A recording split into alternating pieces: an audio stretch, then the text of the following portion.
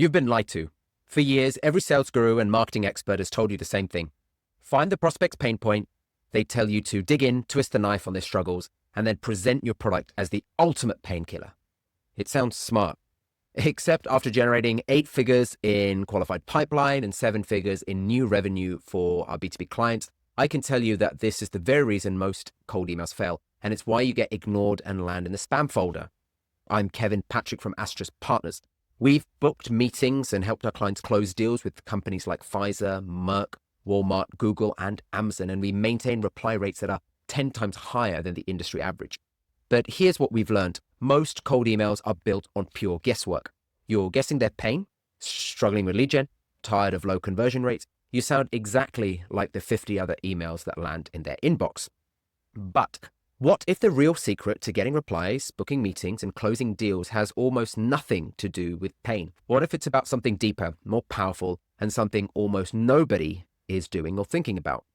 It's about finding the hidden situation your absolute best customers were in right before they decided to buy from you. So, why is focusing on pain points such a flawed strategy? Now, let's get real. When your email leads with a problem you think they have, you're basically walking up to a stranger saying, "Hey, I bet this part of your job is terrible." It's quite a crazy and wild assumption. And in a world where decision makers are bombarded with messages, assumptions get you deleted instantly. Put yourself in their shoes. They open their inbox to a dozen emails claiming to solve their biggest challenge. The language is identical. The structure is predictable. Notice you're a job title. Companies like yours often struggle with generic pain point. It's impersonal, it's lazy, and it screams mass email. Deleted in under 3 seconds. Here's the problem. A pain point is a chronic condition, but a situation is an acute event. A company might deal with the chronic pain of inefficient processes for years. They live with it. They work around it. But when they suddenly get a new round of funding or hire a new VP or decide to expand into Europe, that's a situation. That's an event. And events demand action. At Astros Partners, we use proprietary data engineering to identify these exact moments. We don't rely on generic databases that everyone else is using. We build custom lists based on real-time triggers and buying signals. This is why we achieve 95% plus inbox placement rate and reply rate that consistently outperform industry standards. Events create urgency where pain points just create a bit of noise. Focusing on pain makes you a vitamin, nice to have, but easy to put off. Focusing on the situation makes you like an aspirin, desperately needed right now. So this brings us to the secret sauce, situational targeting. Instead of guessing a prospect's pain, you pinpoint the concrete, observable events that trigger the need for what you sell. We call these buying triggers. A buying trigger is that exact moment a prospect goes from not interested to actively looking.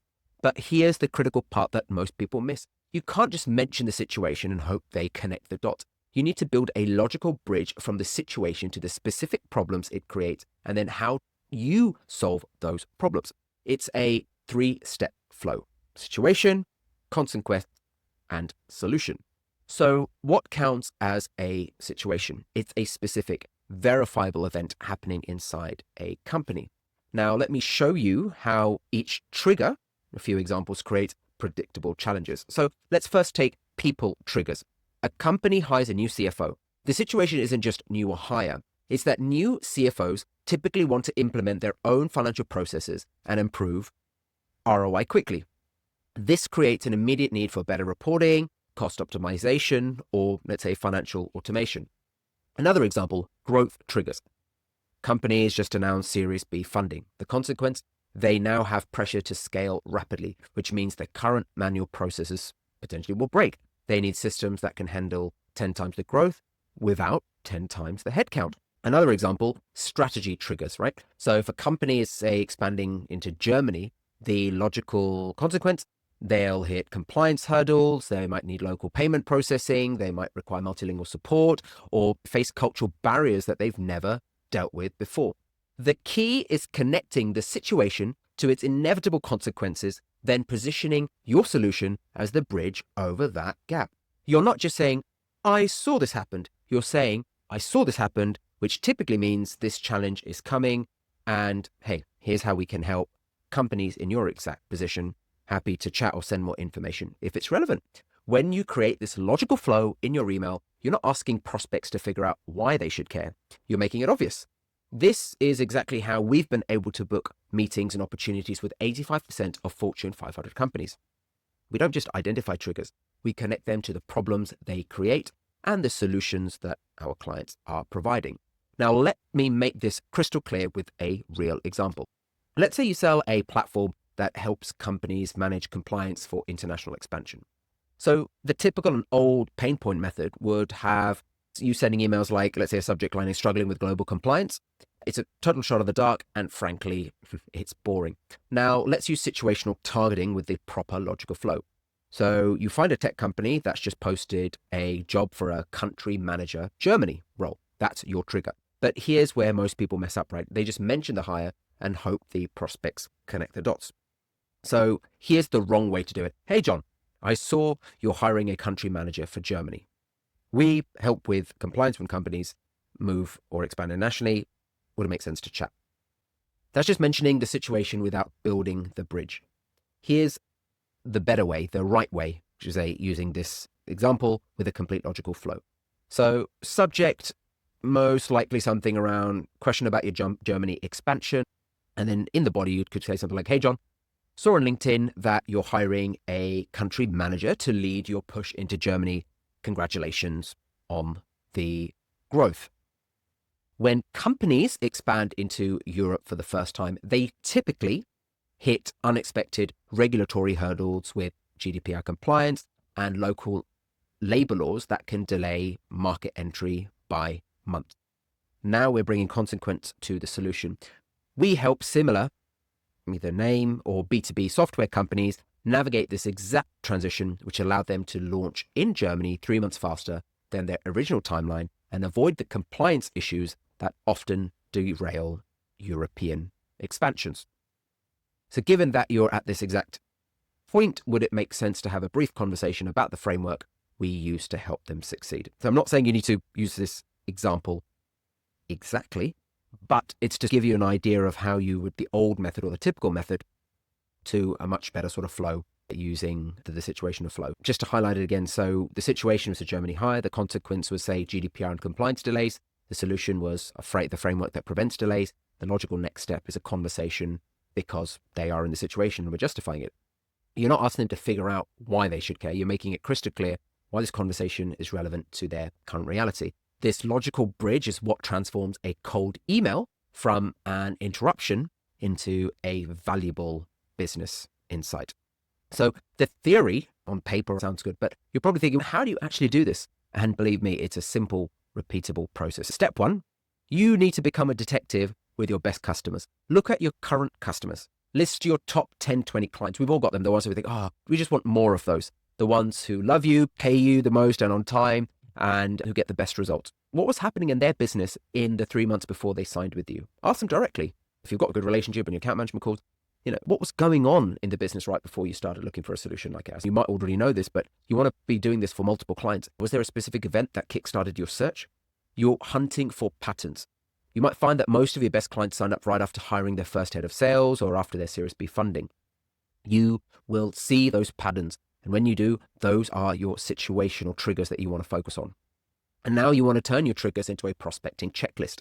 That list of triggers becomes your new ideal customer profile. Your mission is finding companies living through one of those trigger events right now or in a very near future. And then you want to hunt for situations with the right tools. So there's lots of tools, but if I was to just keep it very high level, for example, you could set up something like Google Alerts. You could use LinkedIn Sales Navigator. You can use the advanced filters to find companies with recent leadership changes or job postings. You could look at industry news, these sources that report on major company moves first. You could use Apollo. It doesn't matter how you do it, but you need to be looking in real time for these situational triggers. And then you want to craft your situation-based emails. You want to reference the trigger. You want to connect it to your value. You want to have a clear call to action. And your entire message is now built on the foundation of relevance, which is the king and queen of cold email relevance. This is exactly the process that we use at Asterisk Partners. We're testing 5 to 10 campaigns weekly for our clients to find message market fit quickly. And we use AI agents, research agents to personalize messaging using live triggers such as funding, hiring, and product launches. Quick pause. If you're finding this breakdown valuable and you're thinking about how to implement situational targeting in your own outreach, hit that subscribe button and feel free to share with anyone you know. And if you do that, obviously help the channel and tells YouTube to show this to more people who need it.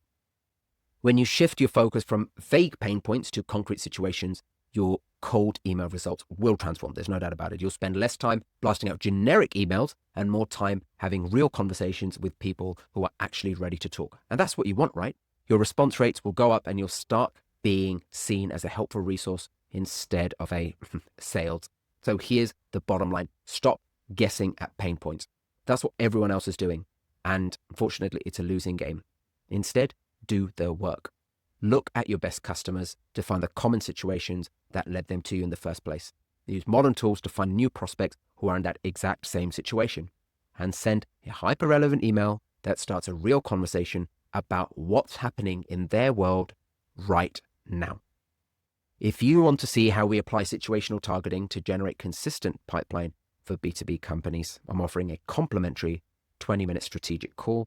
Link is below. We'll analyze your current approach. We'll identify the specific trigger events that could transform your outbound results. And if there's a fit and we're aligned on working together, we'll even put together a custom outbound growth plan just for your business. As I said, you can book that call using the link in the description below. There's no obligation, just a genuine conversation about how to turn your cold email from a frustrating chore into your most powerful way to get new customers. Thank you for watching. Now go find those situational triggers. See you in the next video.